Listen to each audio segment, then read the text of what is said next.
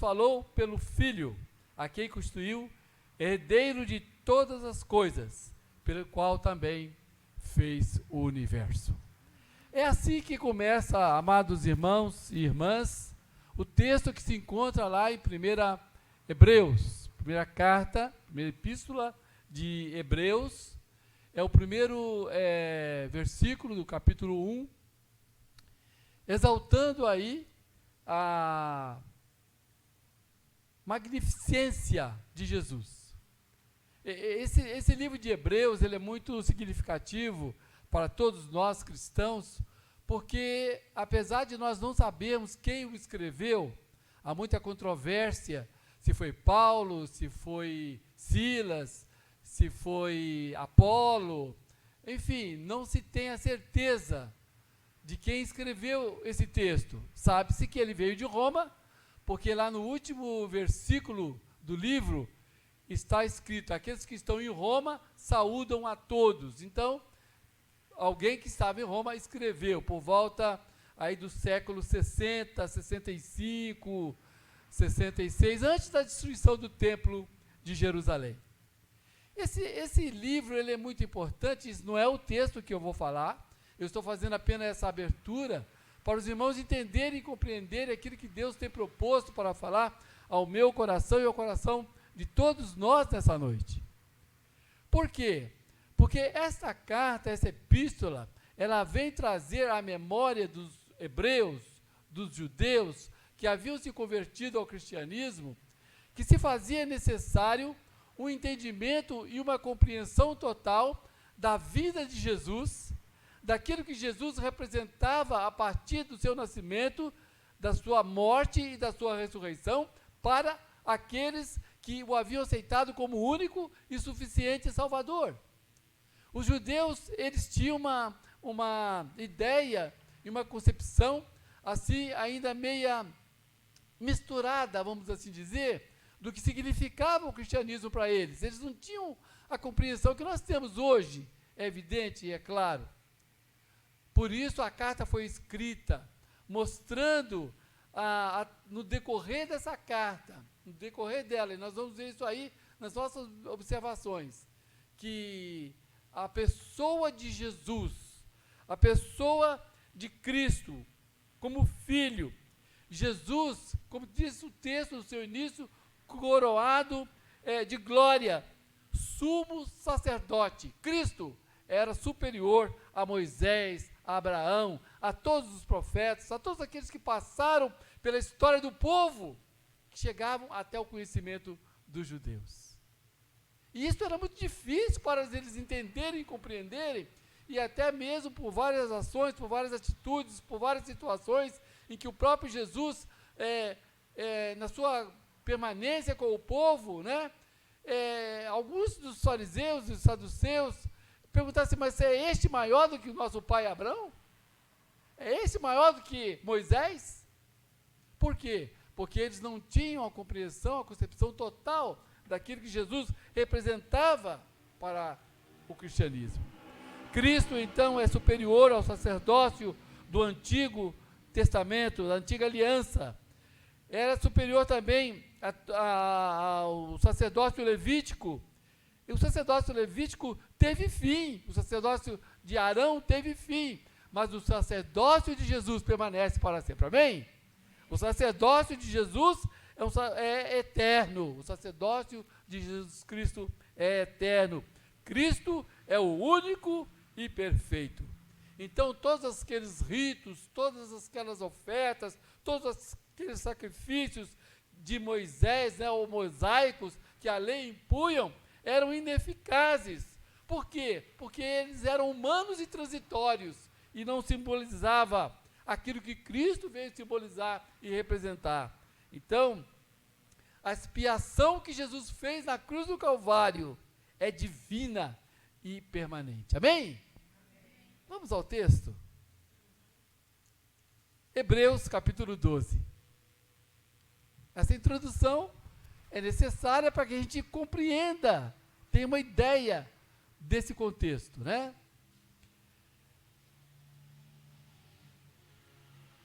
Hebreus capítulo 12. versículos 1, 2 e 3. Amém? Mesmos assentados, mas com reverência, ouçamos a palavra do Senhor. Portanto, também nós, visto que temos a rodear-nos tão grandes nuvens de testemunhas, desembaraçando-nos de todo o peso e do pecado que tenazmente nos assedia, corramos com perseverança a carreira que nos está proposta, olhando firmemente para o autor e consumador da fé, Jesus, o qual, em troca da alegria que lhe estava proposta, suportou a morte, não fazendo caso da ignomínia, e está assentado à destra do trono de Deus. Considerai, pois, atentamente aquele que suportou tamanha oposição dos pecadores contra si mesmo, para que não vos fatigueis, desmaiando em vossa alma. Amém. Amém? Glória a Deus. Eu gostaria só de traduzir uma palavrinha que está aí, no texto que está no versículo 2, lá no finalzinho, só para os irmãos compreenderem, né? No finalzinho do versículo 2, suportou a cruz, não fazendo caso da ignomínia. O que é ignomínia? Então é necessário que tenha a compreensão total, né, do simbolismo da palavra, para a gente compreender a palavra de Deus. Então a ignomínia é infâmia. Ignomínia significa grande desonra. Ignomínia é degradação social, afronta. É isto que Jesus passou por você e por mim, para que estivéssemos aqui hoje. Portanto, também nós, século 21, 2022, recebemos a palavra do Senhor. E ela chegou até a nós. E temos como povo de Deus, como homens e mulheres que creem na eficácia do sacrifício de Jesus por todos nós temos caminhado dentro desse contexto. Portanto, nós sabemos a quem nós temos cultuado, nós conhecemos o desenrolar da história da vida da igreja, e um dia nós tomamos a decisão para seguir ao Senhor Jesus. Portanto, também nós temos muito a ver com esse texto, que ora se nos apresenta dentro de uma atualidade impressionante. Aliás, todo esse escrito do livro, dessa epístola de Hebreus, ela nos traz uma clareza impressionante da realidade de hoje, dos nossos dias, ante esse quadro que nós estamos enfrentando. Portanto, também nós recebemos a palavra. Visto que temos a rodear-nos tão grandes nuvens de testemunhas, para que eu estivéssemos hoje aqui, muita gente deu a sua vida em prol do Evangelho. E temos ainda a rodear-nos tão grandes nuvens de testemunhas. Muitos são aqueles que estão nos campos de missões, nos campos missionários, que estão ao redor de todo o mundo, testemunhando a fé em Cristo Jesus. Muitos ainda fazem parte dessa grande nuvem de testemunha que está a nos rodear, e que temos consciência, ciência e conhecimento da sua ação. Sabemos que nem todas as nações têm portas abertas para o Evangelho. Sabemos que em muitas nações o Evangelho, ele é totalmente proibido.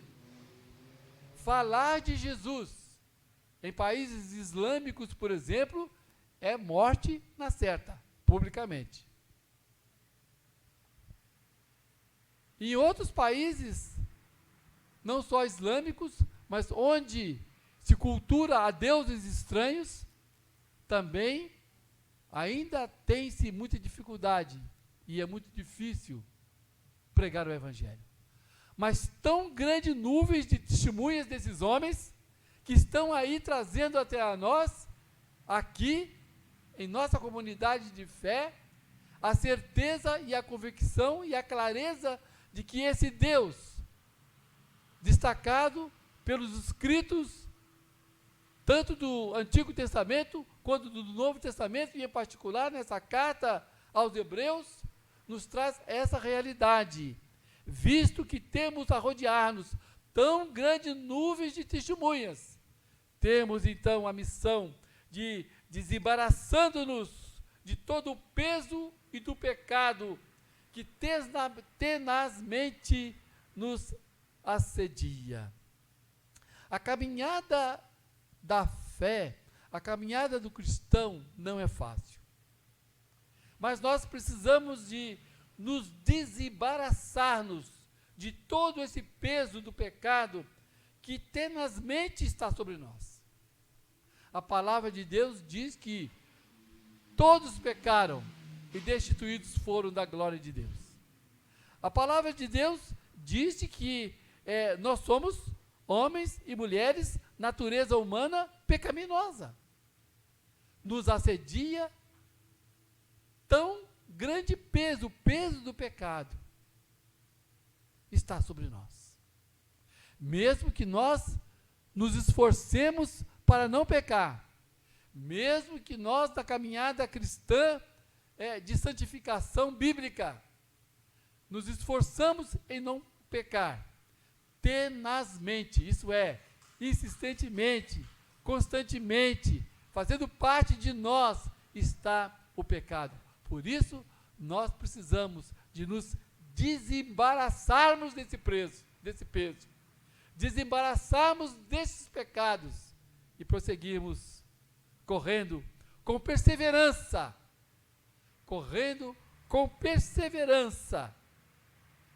a carreira que nos está proposta. E esta caminhada que nos está proposta na fé, ela é cheia de desafios. Os irmãos e as irmãs têm consciência de que a nossa salvação, ela é conquistada diariamente. A nossa salvação, ela é conquistada todos os dias, todos os momentos, a todos os instantes. Nós temos a salvação em Cristo Jesus, porque nós o aceitamos como nosso único e suficiente Salvador. Portanto, nós, desembaraçando-nos dos nossos pecados, temos de correr com perseverança a carreira que nos está proposta. A carreira que nos está proposta é sermos homens e mulheres de Deus. Homens e mulheres santos e santas, dentro do contexto bíblico da palavra santidade. Ser santo, biblicamente, não é se tornar um personagem a ser cultuado, não é isso. Ser santo, dentro do princípio bíblico, é viver uma vida na presença de Deus, observando, dando atenção àquilo que o Senhor fala através da palavra de Deus, que é viva e eficaz, e que a todo instante, a todos os momentos, nos traz esta certeza absoluta da presença de Deus nas nossas vidas, e que o Espírito Santo de Deus está em nós, dando-nos força para nos desembaraçarmos do peso do pecado, que tenazmente nos assedia, mas que nós precisamos correr com perseverança, olhando firmemente para o Cristo, que é o consumador da nossa fé. Aleluia. Amém. A carreira que nos está proposta, ela tem de ser contemplada com uma vida plena e total, olhando somente para Jesus. Nós temos um cântico: olhai, irmãos, olhai, olhai só para Jesus. Lembra? Olhar só para Jesus. Ele é a nossa referência, Ele é aquele que nós servimos, Ele é aquele que nós amamos, Ele é aquele que nós devemos prestar a nossa adoração, o nosso culto, como nós estamos fazendo aqui hoje, neste momento, olhando firmemente para o autor e consumador da nossa fé, para aquele que um dia, em troca da alegria que estava proposta para ele, suportou a cruz, a seu favor, a meu favor, a nosso favor, morrendo por nós, ressuscitando por nós, para que tivéssemos vida. E não é uma vida qualquer, não. É uma vida com abundância, isto é, plena, cheia, total.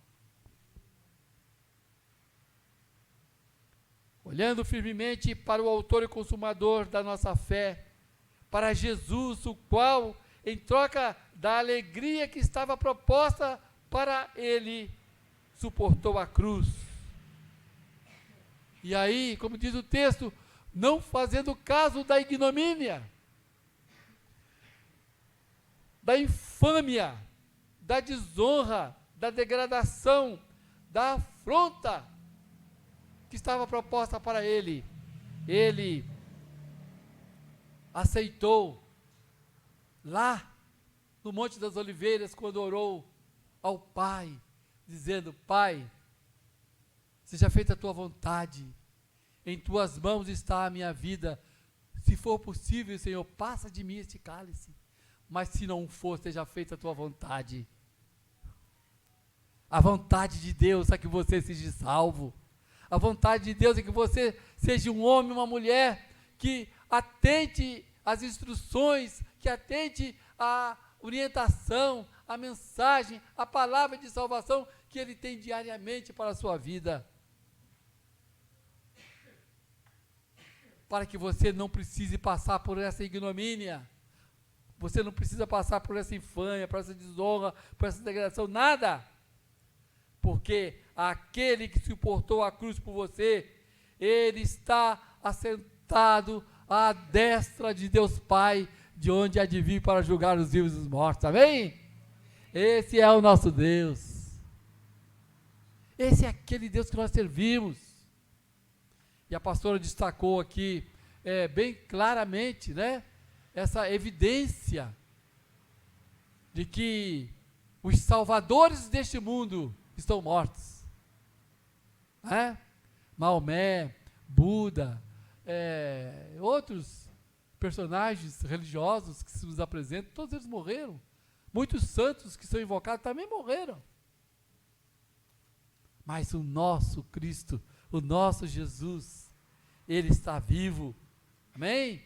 Ele está assentado à direita de Deus Pai Todo-Poderoso, para que ao seu nome seja dado toda a honra, toda a glória, todo louvor, toda adoração. Deus é tão bom, que mesmo apesar da nossa pequenez, que mesmo apesar da nossa insignificância, Ele permite que quando Jesus, na cruz, no meio de dois malfeitores, quando Jesus dá o seu último suspiro e afirma: tudo está consumado, um fato aconteceu no templo, que determinou toda essa evidência daquilo que nós estamos falando aqui. O véu foi rasgado ao meio, o véu se desfez, o véu ele foi dividido, o véu que separava já não separa mais. Aliás, nós até cantamos isso, né? Que o véu que separava não separa mais. Isso é, aquele véu que encobria a arca. Os irmãos sabiam disso? O véu que estava no templo, as pessoas não podiam ver a arca. Então a arca ficava atrás do véu. E dentro da arca existiam alguns simbolismos importantes para o povo judeu. Dentro da arca estavam alguns objetos que eram pertinentes à fé judaica, à fé hebraica. Então, eles não podiam ver, só o sacerdote, num determinado dia, numa determinada oportunidade, poderia ter acesso ali para ver a arca, para adorar a arca. Dentro da arca estava o quê? Estava as tábuas da lei. Dentro da arca estavam vários outros objetos, e dentre eles as tábuas da lei, que simbolizavam para o judeu todas as normas, todas as diretrizes, tudo aquilo que Moisés, que Josué, que os profetas, juízes, haviam determinado, ficassem ali. E tinha esse simbolismo muito grande. Então Jesus, ao morrer, ao dar o seu último suspiro, esse véu é rasgado. E agora, pelo louvor dos crentes, nós temos a presença de Deus, porque este véu já não existe mais. Hebreus 10, 19, alguém abre aí, vamos participar, Hebreus 10, 19 e 20. Eles dão essa certeza, né? Hebreus 10, 19 e 20.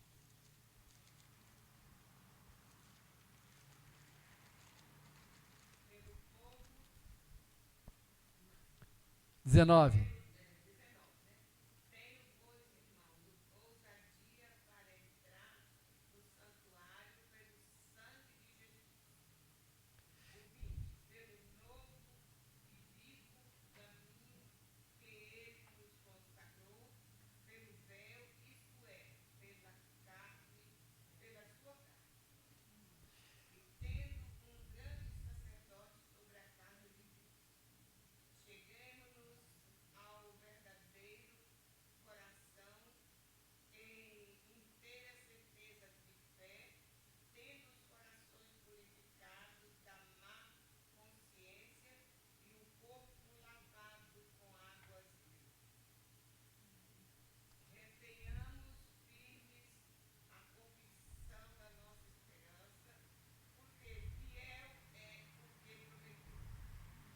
Amém.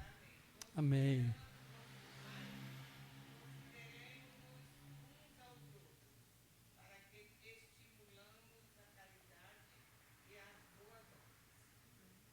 Amém.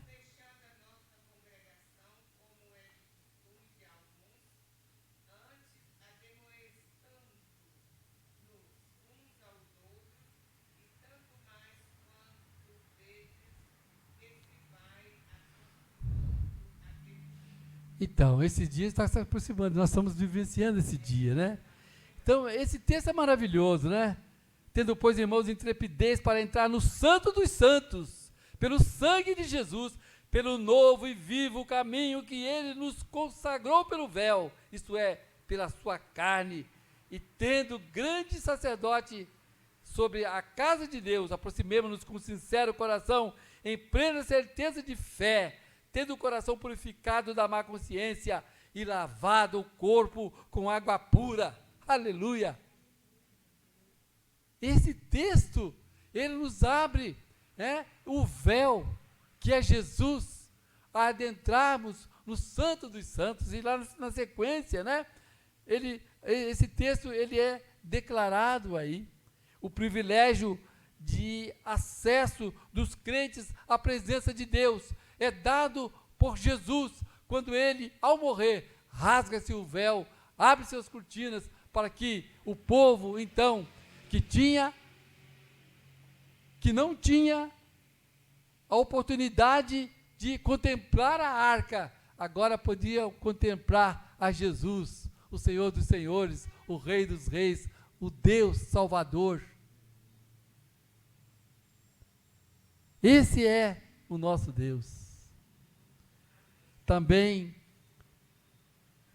além de todas essas coisas, Jesus nos deixa, através do texto de Hebreus 13, 1, aquilo que nós devemos dar continuidade na nossa caminhada, seja constante o amor fraternal. Hebreus 13, não negligencieis a hospitalidade, pois alguns praticando sem o saber acolheram anjos. Lembrai-vos dos encarcerados, como se preso com eles, dos que sofrem maus tratos, como se com efeito vós mesmos fossem pessoas dos maltratados. Digno de honra entre todos seja o matrimônio, bem como o leito sem mácula, porque Deus julgará os impuros e adúlteros. Seja a vossa vida sem avareza. Contentai-vos com as coisas que tendes, porque ele tem dito, de maneira alguma te deixarei, nunca jamais te abandonarei. Assim afirmemos confiadamente, o Senhor é o meu auxílio, não temerei. Que me poderá fazer o homem? O Senhor é o meu auxílio, que temerei? São deveres sociais, né? Podemos encarar, são deveres sociais, que a palavra, que a orientação desse texto maravilhoso, de mais de 2.000 anos, mais de 2.000 anos atrás, né? É escrito, que chega até nós, com essa clareza, com essa nitidez, com essa atualidade impressionante. Finalmente, também, o texto do capítulo 13, 7, nos diz: lembrai-vos dos vossos guias, dos quais vos pregaram a palavra de Deus, e considerando atentamente o fim da sua vida, imitai a fé que tiveram. Lembrai-vos dos vossos guias, dos quais vos pregaram a palavra de Deus, e considerando atentamente o fim da sua vida, imitai a fé que tiveram. Se você está aqui nessa noite é porque você ouviu um dia alguém pregar o evangelho, um pastor, uma pastora, um bispo, um evangelista, seja lá quem for, alguém pregou o evangelho para que você pudesse aceitar. Lembrai-vos dos vossos guias, lembrai-vos dos guias atuais, do respeito, da caridade, do amor que deveis ter com os pastores, com as pastoras, com aqueles que são guias espirituais hoje. Jesus Cristo, ontem e hoje, é o mesmo e o será para sempre. Não vos deixeis envolver por doutrinas várias e estranhas, porquanto o que vale é estar o coração confirmado com graça, e não com alimentos, pois nunca tiveram proveito os que com isso se preocuparam. Olha que mensagem atual. Devemos estar atentos para os evangelhos, para as mensagens que nós ouvimos hoje. Muitas delas não têm nada a ver com a verdadeira palavra, com a verdadeira pregação. Não vos deixeis envolver por doutrinas várias e estranhas. Vejam, e eu recomendo a vocês, leiam esse livro de Hebreus, são 13 capítulos apenas, vale a pena você ter uma ideia daquilo que o escritor faz, que é da comparação da antiga aliança, o que ela representava, com aquilo que Cristo, a nova aliança, representa, e aquilo que você é, nessa evidência de fé, de esperança na caminhada cristã. Deus possa, por meio de Jesus, por meio de Jesus, nós possamos oferecer a Deus sempre sacrifícios de louvor, que é o fruto dos lábios que confessam o seu nome. Amém, irmão?